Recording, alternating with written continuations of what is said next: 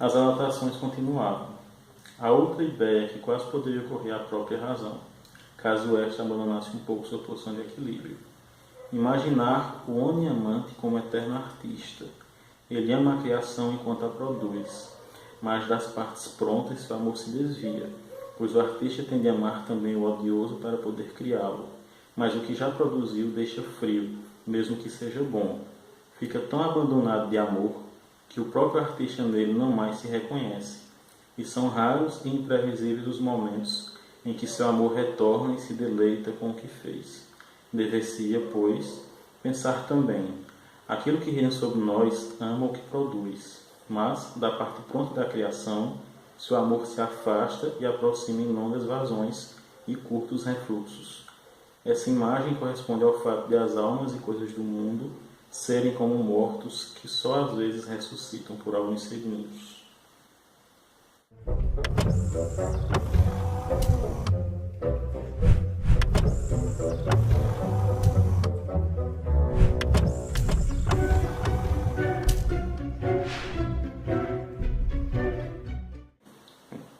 Se é a literatura uma ferramenta para capturar o mundo, vamos ver o que Robert Musil tem a dizer sobre isso no seu O Homem Sem Qualidades, aqui no Quixotado, o seu programa de literatura, com a apresentação de Amâncio Siqueira.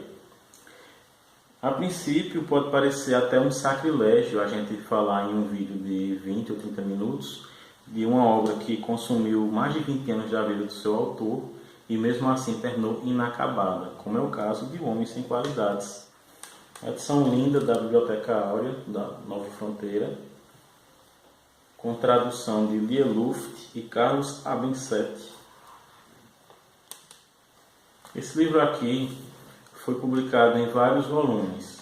O primeiro em 1930, o segundo em 1938, que logo foi proibido pelo Partido Nacional Socialista, que tinha anexado a Áustria e a Alemanha na época.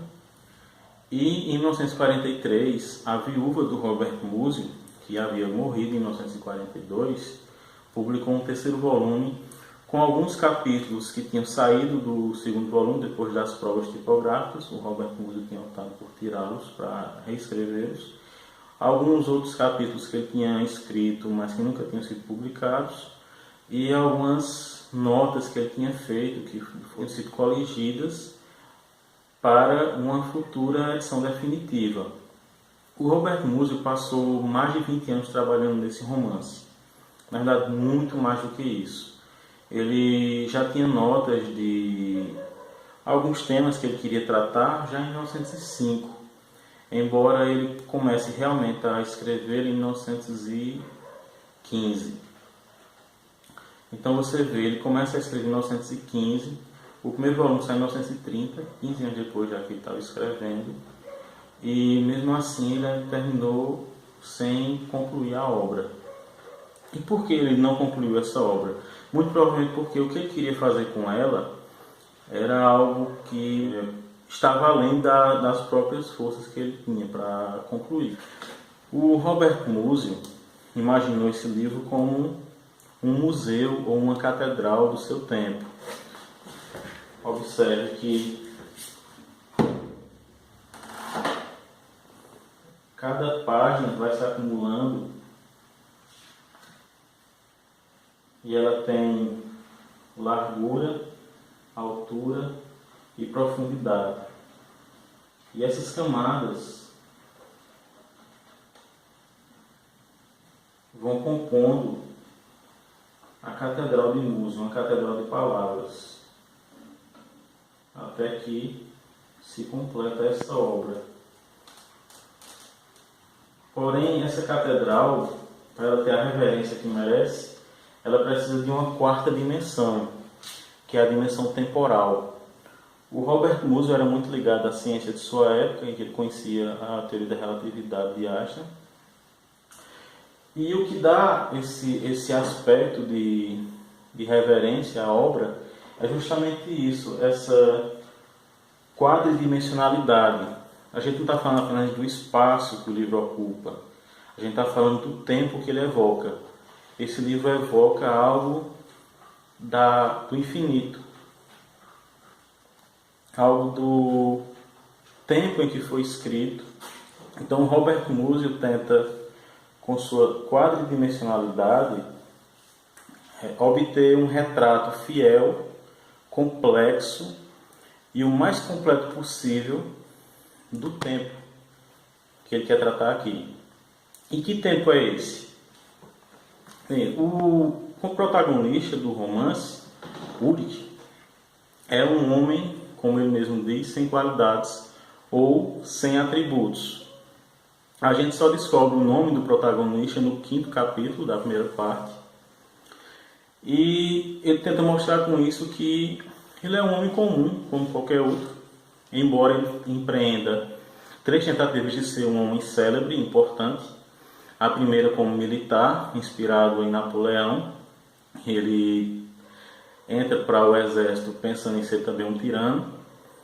Porém, apesar de ele imaginar naquela época que só existiam 3 classes de pessoas, os oficiais, as mulheres e os civis, que valeriam menos do que um cavalo, ele descobre que um ministro é mais importante do que um oficial em determinado escândalo que acontece com ele, e então desiste da carreira militar por perceber que não seria tão importante quanto ele imaginava. Depois ele tenta ser ilustre através da engenharia e, por fim, através da matemática. Na tentativa com a matemática, ele ainda tem uma teoria muito interessante, só que ele, por ser muito preguiçoso, não leva essa teoria adiante, e depois outra pessoa a descobre antes dele e se torna professor universitário. Então o Ulrich é esse cara que desiste depois dessas 3 tentativas de ser importante, desiste de ter um caráter próprio e passa a ser levado pelas situações que acontecem. Então ele é indeciso, ele não define o que quer, qual a moral que ele quer seguir, qual a ética que ele quer seguir. E tudo isso traduz muito da época que o Robert Musil quer transmitir aqui no livro.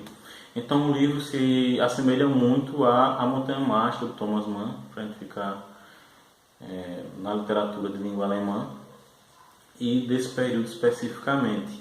Por que esse período? Bem, a Áustria era uma das capitais do Império Austro-Húngaro, e havia uma rivalidade muito grande com a recém-criada Alemanha, com o Império Alemão. Essa rivalidade é acentuada no livro porque ia se completar o jubileu de 70 anos do Imperador Austro-Húngaro, e no mesmo ano, em 1918, se completaria também os 30 anos do Imperador Alemão. Então, o Conde Langsdorff, que é amigo do Ulrich, decide criar uma ação paralela, isso no ano de 1913. E essa ação paralela fica a cargo do Ulrich, junto com a prima dele, Diotima, que é a esposa de Tuzi, o subsecretário de Relações Exteriores.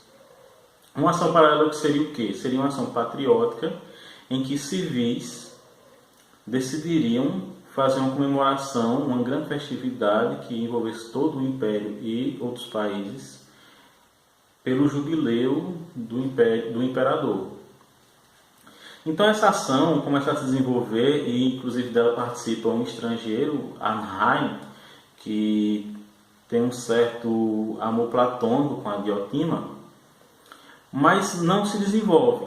Essa ação fica ali paralisada, eles se reúnem. Essa Diotima é uma socialite que gosta de reunir os grandes pensadores da época no seu salão, o que era muito comum.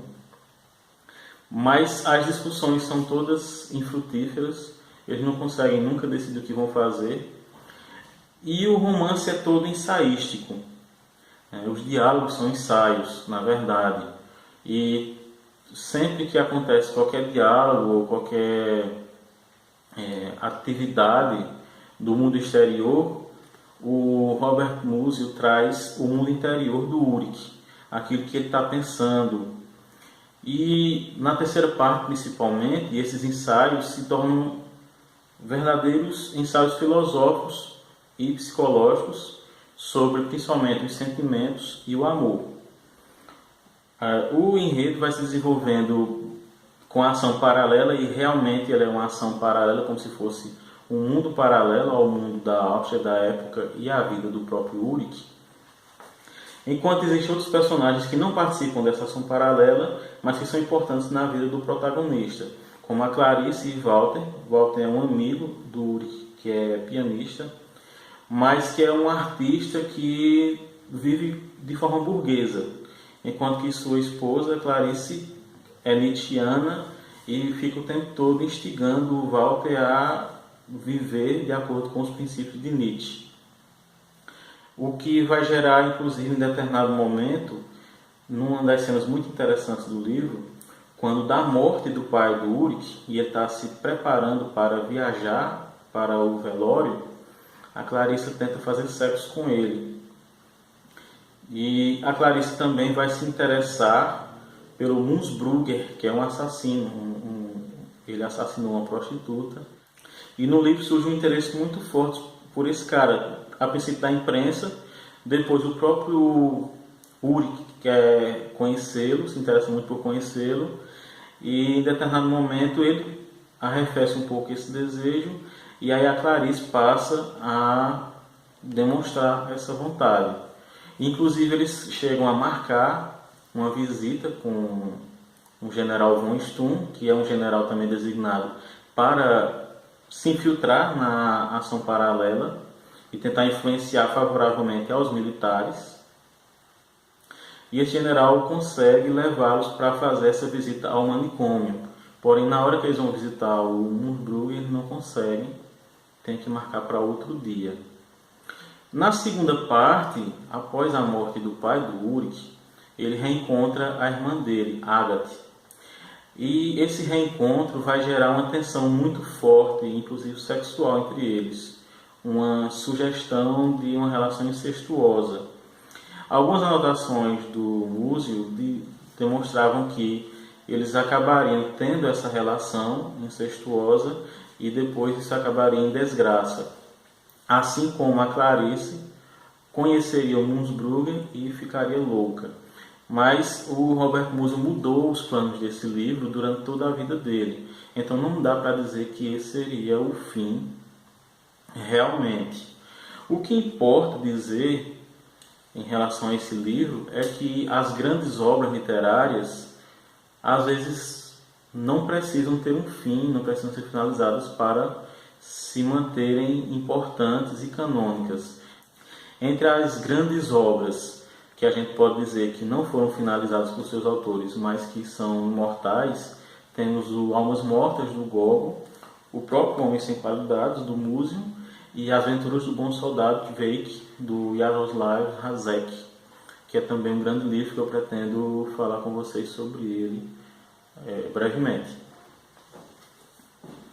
Eu vou ler aqui um trecho para vocês perceberem a questão da prosa dele, o quanto ela é bem elaborada e o quanto os textos são filosóficos, poéticos. Não é tudo, respondeu Ulrich, amargurado. Quando não se tem motivo, é preciso procurar algum. Nenhum dos dois duvidava de onde deviam procurar, mas Ulrich não queria isso e depois de um breve silêncio disse, pensativo. No momento em que você romper a harmonia com os outros, não saberá mais por toda a eternidade o que é bom ou mal. Se quer ser boa, terá de estar convencido de que o mundo é bom. E nós dois não estamos convencidos disso. Vivemos num tempo em que a moral está se dissolvendo ou contorcendo-se. Mas por amor ao mundo que ainda está por vir, devemos nos manter puros. Então você acha que isso tem alguma influência, o fato de esse mundo vir ou não? Objetou Agatha. Não, infelizmente não creio nisso. Quando muito, acredito que se também as pessoas que veem isso não agem direito, ele certamente não sobreviverá e não se poderá deter a decadência. Mas de que lhe adianta que em 500 anos as coisas sejam diferentes ou não? Ulrich hesitou. Eu cumpro meu dever, entende? Talvez como um soldado. E a gente tem que lembrar que durante todo o livro existe um fantasma que paira sobre ele. E é o fantasma da Primeira Guerra Mundial. Veja bem, eles começam em 1913 a planejar uma ação paralela que seria desencadeada em 1918 com o jubileu do imperador. Porém, em 1914, começa a Primeira Guerra Mundial. E ela começa justamente pelo assassinato do arquiduque do Império Austro-Húngaro. Então, essa ação paralela nunca seria desenvolvida, porque a Europa entraria numa guerra terrível e o próprio Império Austro-Húngaro seria dissolvido, como foi depois do final da Primeira Guerra Mundial. Então, você percebe nesse livro que quando ele está falando de um homem sem qualidades, ele está falando, na verdade, de um povo sem qualidades, de uma humanidade sem qualidades, uma humanidade que está perdida, sem saber para onde ir, qual tendência seguir, e que está nas mãos de pessoas que estão levando para um final trágico, um final nas mãos do militarismo, do autoritarismo e, por fim, da morte. É uma obra magnífica. Eu terminei recentemente e já comecei a reler alguns capítulos, porque me parece ser uma obra que você tem que passar a vida toda tentando absorvê-la e é fantástica. Eu indico fortemente para vocês que leiam esse livro, que o tenham em sua biblioteca pessoal. Além de ser um livro lindo e uma edição maravilhosa, perfeita, tem alguns errinhos de revisão. Eu recomendaria a Nova Fronteira para as próximas edições fazer uma nova revisão, mas não são muitos não, alguns errinhos assim, poucos, mas que não desabona a qualidade gráfica e a qualidade do trabalho. É uma obra magistral que merece ser lida e relida, estudada. Para quem gosta de romances filosóficos, para quem gosta de filosofia, é algo imperdível. Espero que vocês procurem um livro e a gente se vê no próximo Quixotado, o seu programa de literatura.